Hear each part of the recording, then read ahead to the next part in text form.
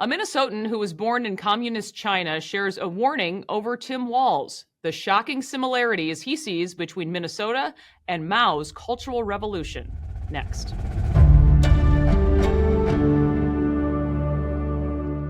Alan Shen is my guest. He's a Minnesota businessman, an Army veteran, and a Republican who previously ran for a seat in the Minnesota House. Thanks for being here, Alan, and thank you for your service. Well, thank you. Thank you for having me on. You were just 12 years old when you came to Minnesota. You've had a deep appreciation for this state and this country, I know, ever since.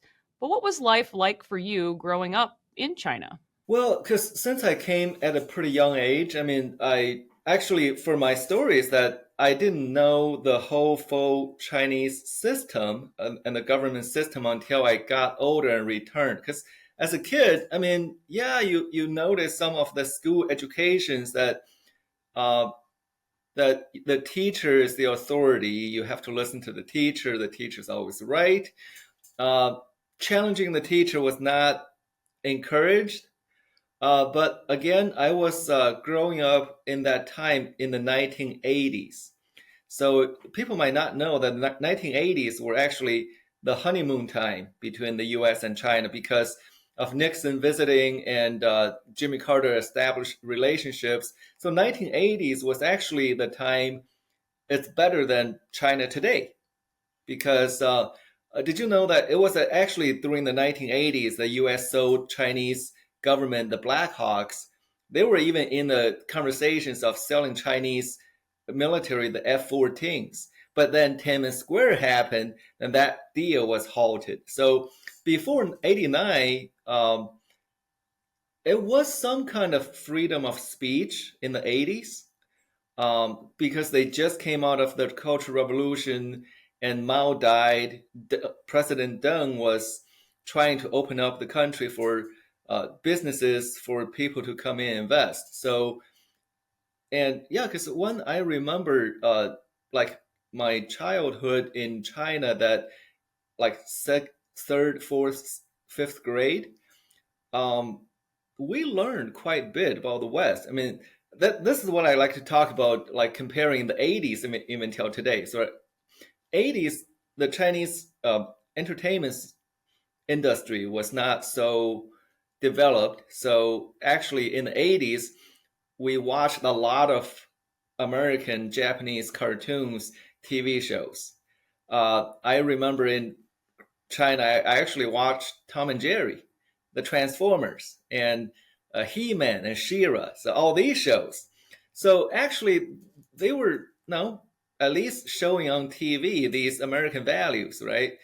So things were all good until the Tiananmen Square massacre. I think because the society was more open than today, and of course during the Cultural Revolution, the students were marching on the streets, right, and protesting, asking for freedom and all those things. So that's why they were able to gather in Tiananmen Square, having a Statue of Liberty. I mean, I think they had a different name, but it looks like a Statue of Liberty, and so they were able to do that. But today, there's no way you can do it. And you've spent years educating others about communist China, really doing this deep dive into your family history, especially educating students about the realities of what communism really looks like. Why has this been so important to you? Well, I have a list here, so I can start from top down. And first is, I think when communists comes into a country, they try to erase a country's identity, erase a country's history. That's what Mao did, because Mao burnt down all these Chinese old temples, erased Chinese history. Anything old was deemed bad, so he burned down all the old statues. Anyone who's like a traditional Chinese scholar who, like my grandpa, does traditional Chinese paintings, calligraphy, and also he sings Peking opera. So all those were deemed bad and corrupt. So all that has to be erased. So I'm just telling my students here in Minnesota, say, burning down old statues, like, does that sound familiar? Like, I don't know, a guy called Robert E. Lee and Columbus, maybe? So there's that, because I think when they come to take over a country, they have to erase identity. So when a country loses its identity, it's easy to control. It's easy to indoctrinate. You've been in Minnesota, I know, for more than 3 decades. How would you compare Governor Walz then to other leaders? And talk about that. When you first heard Walz was picked as the vice president running mate of Democrat Kamala Harris, what went through your mind, Alan? When I first heard the news, my first intuition told me Waltz was selected for him to be exposed. I mean, that's my first reaction actually, because I was thinking we had so much information on Waltz. I mean, the Feed My Future scandal, burning down the cities. He was delayed the deployment of National Guard. All those things. It didn't catch too much traction back in 2020 and 2022. So I feel like now we can put him on the national stage and really go back and really expose all the scandals and the lies, and also his military record as well. He has some questionable ties to China. That seems to be no secret now. He's taken at least 30 trips to the communist country, also planned a wedding date on the same day as the Tiananmen Square massacre. Others have described Walz as a Maoist to the core, and his collection of those little red books sold at Chinese street fairs also seems a bit strange. But for someone like you, from someone with your perspective, Alan, someone who's lived in both places, in your mind, it sounds like there are similarities. What should Americans be worried about when it comes to Mao's so-called cultural revolution and what Walz has done as governor in Minnesota? Well, here's another example, right? So during the Cultural Revolution, actually after Mao took over, there was a slogan, a Chinese slogan called, I'll speak Chinese here and then I'll translate. It's called 爹亲娘亲都不如毛主席亲, which means Mao is the most dearest to you more than your parents. So made the Cultural Revolution has like a culture or a tradition that have their children to reporting on their parents. So now we have this Waltz and Kamala Harris running as like America's dad or parents, right? So it's like, well, because you want them to be your parents, and right, and also during COVID, and actually for the whole 4 years of the Trump administration, that children reporting their parents, during COVID, reporting your neighbors to the government. I mean, to me, that's like, okay, that's a wake up call. And another thing that I want to say is that this thing I'll talk about Mao first. So during the Cultural Revolution, he punished a lot of people for what their grandparents did, right? So if your grandparents were store owners, landowners, they owned a business, they collected old antiques, so that's deemed a crime. So just because your dad or your grandparents have done that, even though you did not do anything, you would be put in jail, or the Red Guards would ransack your homes, or they put you on the street to shame you. So again, not because of what you did, because your grandpa was a landowner, then they would punish you. So to me, that sounds a lot like what they're calling reparation right now. So that's, to me, it's like, that's a similarity right there.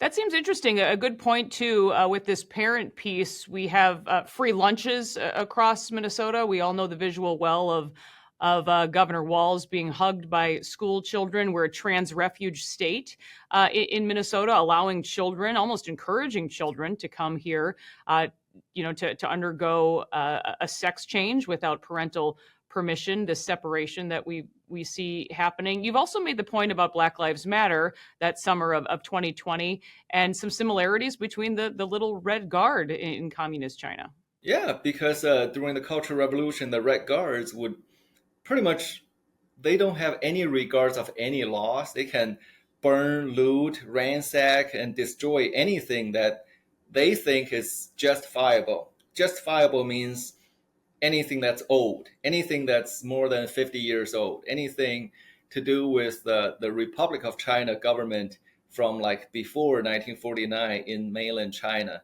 and or anything from history, like the Confucius temples, the tombstone of the Chinese historical hero called Yue Fei, right? They destroy those figures. So uh, then they would go into people's homes and beat people up and take away everything that's in their house. I mean, same thing happened to my great grandparent. I mean, my great grandpa, right? So I remember my dad's cousin. So that's my grand aunt. So she was out playing swimming. Then when she got home, and the red guards said, "Don't go into your home. We're ransacking your house right now." So she had to wait outside while watching the red guards burning the old pictures, taking out all the antiques and collectibles out of their house, and just said, "All these are confiscated now because having these is a crime." Language is often manipulated during political campaigns. What role do you think that language is playing in the Harris-Walz campaign, Alan? Do you hear any echoes of what Mao has done in communist China as far as language is concerned? Well, Mao had many different words because that's why a lot of the younger generation, this is how I can relate, because the group of people that Mao attracted during the 1940s were the younger generation, a lot of younger scholars, because he promised a great future, uh, you know, uh, equal opportunity or equity. Everyone ends up the same. See, equity, right? So a lot of people actually stayed in China after 1949 because they believed his promises.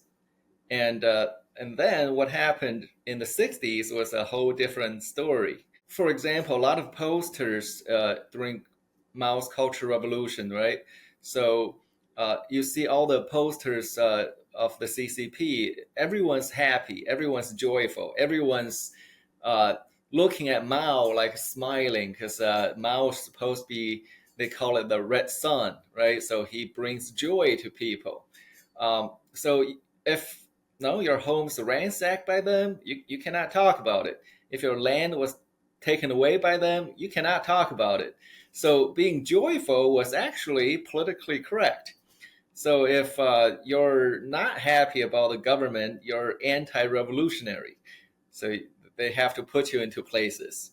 And you have Walz using that very language, talking about how Kamala brings joy. And you see the corporate media push that in all of their headlines as well, about this joyful campaign the two of them seem to be running, which I think is quite interesting. During also one of your talks, I heard you mention the way communist China imprisons its political enemies. Governor Walz has imprisoned 6 police officers in his 6 years in office. He's failed to intervene during the prosecution of another. He did nothing as a grandmother was sent to jail over COVID lockdowns. What do you think of all of that? Yeah, I think that's like infringing and invading on people's liberty and freedom. I mean, we have the freedom of speech, and I think I mean, correct me if I'm wrong, that he imprisoned, like the grandma was a restaurant owner, Right. something like that, because she wanted to keep her restaurant open during the lockdown. So, I mean, to me, that's just the iron fist of socialism to come down on you, and you have to do what I say. And I mean, we witnessed the extreme lockdown in China just in 2022, right? So, I mean, he did not go that far because he knows that we cannot do it that far, but he absolutely enjoyed his emergency powers, where pretty much he can do anything he wants to without passing any bills in the Senate and the House. I mean, going back to your point that he really marveled China, and right, he's like a core Maoist, that he probably found out that in China the system that you can have absolute power, and he might be envious of the powers the Chinese government has. It sounds like you had concerns as well, being a National Guard member yourself during the time that Walz served. with just some overlap of the dates that he was making these trips to China in his time there. My biggest question is that while he was in service, how did he spend a whole year in China? I believe in the city of Foshan, either teaching English or something. So how could you be in service of the National Guard and spend a whole year in China? It's like, how did it happen? How was he able to manage that? And he made 30 some trips to China. And I think James Comer has launched an investigation into all of that. So I think many of us are hopeful for answers. Why is it, though, so important for people to pay attention to history? And I also want to mention you're new as a Republican. You were basically a lifelong Democrat. I know a bit about your story, walking away from the party. So you're really coming at this, even this interview and trying to go ahead and expose some of this really as a person very concerned about the direction the Democratic Party seems to be taking. Well, my view is, I was a huge Obama supporter for 7.5 years. I remember back in 2016, if you have asked me in June or July of 2016, I would say I'm with her, right? So it was probably September or October, I started to draw some connections because I knew a lot of things. I always gave Obama the benefit of the doubt that he was doing good. So when I started drawing connections between the dots, it was like, wait a minute, it's like something's not right. And I'm just saying, even when I was voting Democrat or supporting Democrat candidates, I was still a patriot. I was still for American interest. I still want to bring jobs back to the U.S. from China. So all those values did not change. Just the party changed so much and run straight to the left. I mean, Elon Musk made that post, right? And also, I can quote Ronald Reagan that I did not leave the party left me. In this era, though, of cancel culture, are you worried about speaking out about this? Why is this so important to you? I mean, we can talk big about, hey, no, freedom is not free. Our founding fathers fought with their lives to give us this right, and we have to defend it with our lives. So, and if we don't do something now, I mean, we don't want to tell our future generations that when we had the chance that we didn't. And one more thing I like to make is that in most communist countries, like during Mao's revolution, one of the very symbolic icon is raising the fist, because that's a really communist symbol, right? Because raising the fist, break the old, build the new. Everything old is bad, everything new is good. So maybe we have seen the icon of the fist raising somewhere here, right? And also break down the old, build back better. That one. So things new are good. So building back better is good. So again, playing with words. Alan Shen, really appreciate your message. Thank you so much for joining me. Thank you for having me. That'll do it for this episode of Liz Collin Reports. We'll see you next time.